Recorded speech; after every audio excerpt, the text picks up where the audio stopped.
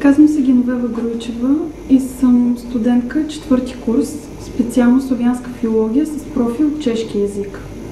Преди 4 години, когато ми предстояха кандидат студентски изпити, бях раздвоена между няколко специалности, но на първо място поставих славянска филология и то с профил чешки, тъй като предимствата, които дава тази специалност, са много. Едно от тях е, че специалността е магистърска програма. Другото, което е засилено на обучаването на език, който не е толкова често срещан, както английски и немски.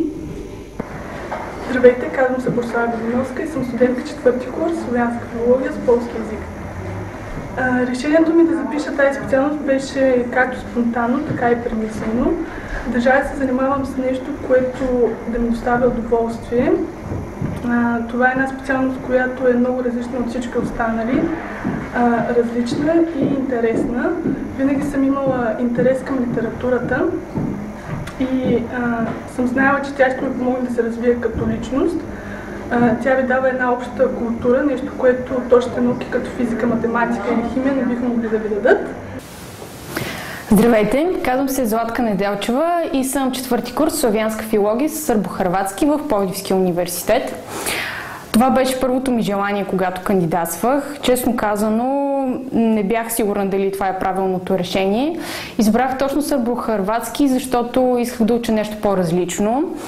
Винаги съм обичала езиците и литературата, но пък западните езици са по-популярни, има повече обучени специалисти по тях, така че за това избрах точно сърбо-хърватски. С течението на времето се убедих, че наистина съм направила правилния избор. Хубавото при нас е, че имаме възможност да се обучаваме при носители на езика. Преподавателите ни са много отзивчиви.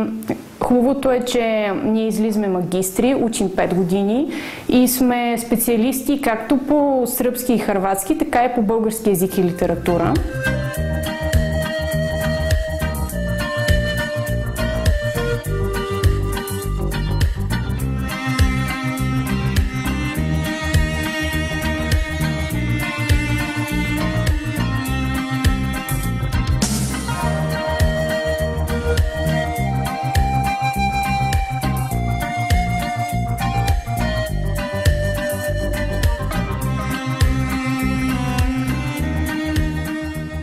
Хубавото е, че ние имаме възможност да се обучаваме при преподаватели, които са носители на езика. Имаме възможност за мобилности, имаме сключен договор с Баня Лука, с университета в Крагуевац. От друга страна, програмата Еразъм ни дава възможност да посещаваме и страните от Европейския съюз и там също да учим сърбо-хърватски. Това наистина е една малко странна комбинация, но пък по този начин аз бях в Париж и чрез френския учих сръбски. Наистина получава се много добре, защото по този начин успяваш да развиваш два езика. Един западен, който вече е малко си позабравил, и един славянски, който в момента изучаваш усилено. По този начин успяваш да получиш една наистина добра квалификация и да развиеш по-добро филологическо чувство и усет. Хубавото при нас е, че ние завършваме магистри, учим 5 години и след това имаме възможност да преподаваме като учители по български език или литература, но разбира се не само това. Винаги може да се намери работа в редакции някъде като коректор, но пък сърбо-хърватския ни дава възможност да се профилираме и като добри преводачи. Здравейте, аз съм Невена Грозева, студентка, четвърти курс, специално славянска филология с полски език. Аз съм от хората, които точните науки са определено нещо, с което никога не бих се занимавала. Точно заради това се насочих след 12 клас към филологията и по-специално славянската. спечелиме с това, че е 5 години магистърска програма, което спестява и време и пари след това. Другото нещо е възможностите. Аз вече успях да пътувам по Еразъм за цял семестър, както и от Министерството за летен курс на обучение, който ми даде огромна основа с полски език, който съм си избрала.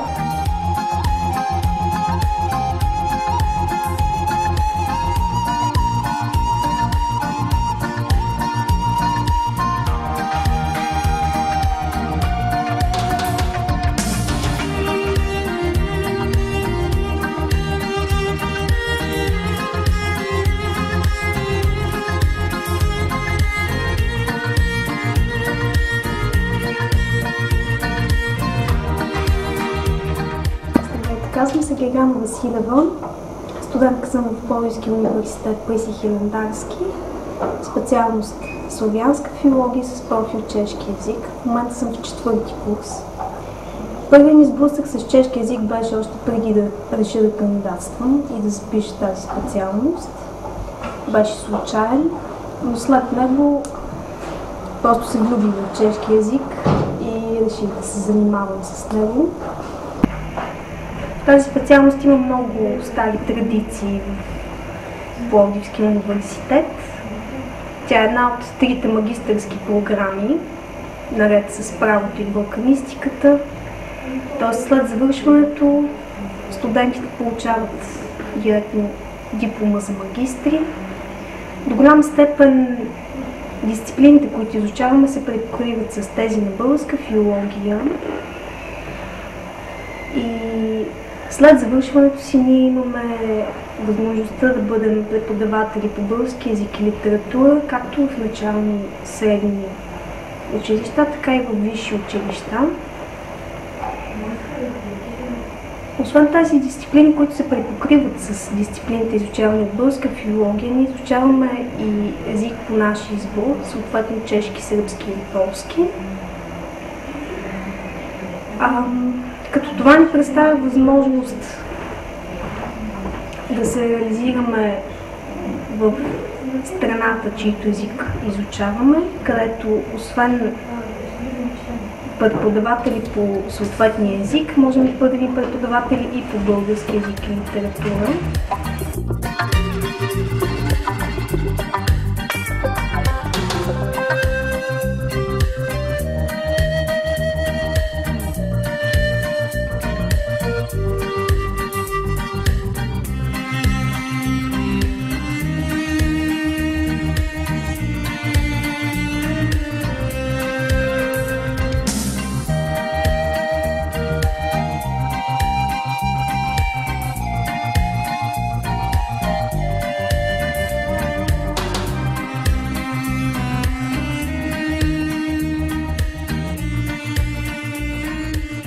Аз се казвам Зорница Танева, студентка съм в Пловдивския университет, в филологическия факултет, специално славянска филология с сърбо-хърватски език.